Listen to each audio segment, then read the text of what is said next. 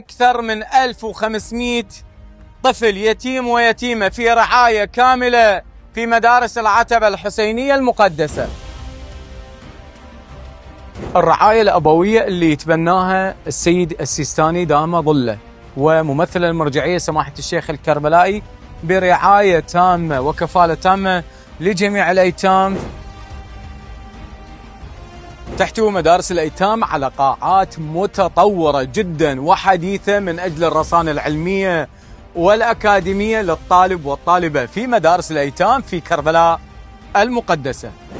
مع انطلاق موسم العام الدراسي الجديد تجهيز هذه المدارس بأفضل الصفوف والقاعات، فضلا عن استخدام شاشات ذكية. قاعة المختبرات من أحدث القاعات الموجودة داخل مدارس الأيتام، مجهزة بأحدث التقنيات الحديثة الإلكترونية. تجهيز المناهج الدراسية والنقل والقرطاسية والخدمات والمأكل والمشرب، كل هالخدمات ضمن مدارس الأيتام. اللي ضحى بدمه من أجل العراق ومن أجل أرض العراق، ها هم أبناء الشهداء من الأيتام يستحقون الرعاية الكاملة.